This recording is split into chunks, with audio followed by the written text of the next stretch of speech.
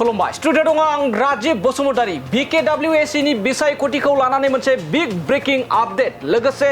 सनितपुर बिश्वनाथ गहपुरनि आद्रा थालांनाय जा BTC आव सोसनजायै आद्रा थानाय गामिफोरा थारैनो BKWAC आवनो सोसन जागोन नामा आरो जुदि सोसन जायाब्ला माब्ला BTC आव सोसन जागोन ना बेबायदिनो हें जानानै थागोन बे बाथ्राखौ गोख्रोङै बाथ्रा बुंथिदों रायजोनि मन्त्रि बिश्वजित दैमारी बिथाङा जेराव थांनाय साननैसो सिगांसो जा BKWAC नि दैदेनगिरिफोरा जाखिनिया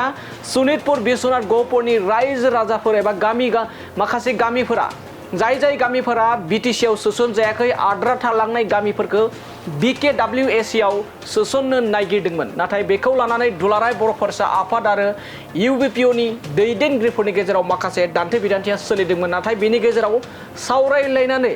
बे जा दान्थे बिदान्थे बेखौ सुस्रांनायखौ नुनो मोननायबो जादोंमोन नाथाय बे समाव रायजोनि केबिनेट मन्त्रि बिश्वजित दैमारी बिथांनि बुंनाय बाथ्राखौ लानानै बिग ब्रेकिं आपडेट जुदि आद्रा थालांनाय गामिफोरा एबा दा बे समावनो BKWAC आवनो जा आद्रा थालांनाय गामि बे हाबोबा जोबोर मोजां जागोन होननानै बाथ्रा बुंदों मानो होनना बुङोब्ला दासिमबो BTR आव एबा BTC आव सोसननाय गामिफोरा दासिमबो क्लियार जायाखै माब्ला जागोन आरो मा समाव जागोन बेनि जेबो थिरांथा गैया बेखायनो बे समाव जाखिनि आद्रा थालांनाय सनितपुर बिश्वनाथ ओनसोलनि जा बर' गामिफोर एबा जा ओनसोलफोर बै ओनसोलफोरा बे समाव जुदि BKWAC आव हाबोब्ला मोजां होननानै बुंथिदों नाथाय बे बाथ्राया जोंनि बुंनायजों जाया बे बाथ्राया सनितपुर बिश्वनाथ रायजो राजाफोरनिसो बाथ्रा होनना बुंदों सनितपुर बिश्वनाथनि रायजो राजाफ्रा जा लुबैयो बेनो जागोन जुदि बिथांमोना दानो BKWAC आव सोसन जानो लुबैदों होनना बुङोब्ला बेबायदिनो जागोन होननानै बाथ्रा बुंथिदों मन्त्रि बिश्वजित दैमारी बिथाङा जेराव गोबां साननो गोनां बाथ्रा थांनाय 2020 मायथाइयाव जा बर' हारिनि गेजेराव थामथि BTR गोजोन गोरोबथा जादोंमोन बे थामथि BTR गोजोन गोरोबथानि गेजेरजों सनितपुर बिश्वनाथ गहपुरनि गोबां बर' गामिफोरा एबा गोबां ओनसोलफोरा बे गोरोबथानि गेजेरजों BTC आव सोसन जादों आरो गोबां मानि सोसन जायाखै बै सोसन जायै गामिफोरा थारैनो बेबायदिनो आसाम सरकार आरो BTC सरकारनिफ्रायबो जेबो जौगाथायनि खामानि मोनालासिनो थागोन नामा जुदि बेबायदि BTC आवबो सोसन जायाब्ला आरो BKWAC आवबो सोसन जायाब्ला आरो बेफोरबायदि बाथ्राखौ लानानैनो गुवारै बाथ्रा बुंथिदों बिश्वजित दैमारी बिथाङा BKWAC आ दा फाइनाल मोनसे डिसिसनाव फैबाय जे दा थाबैनो माने नटिफिकेसन जाजोबनानै इलेक्सन जानांसिगौ इलेक्सन जासिगोन ओंखायनो दा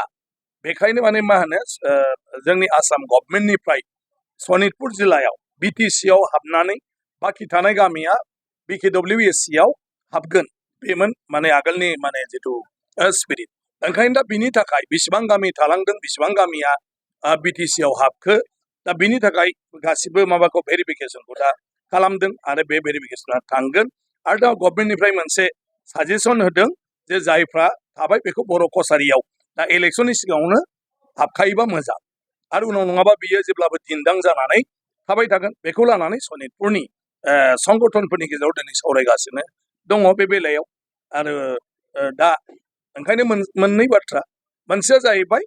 बर' कसारि वेलफेयार अट'नमास काउन्सिला थाबैनो इलेक्सन जासिगोन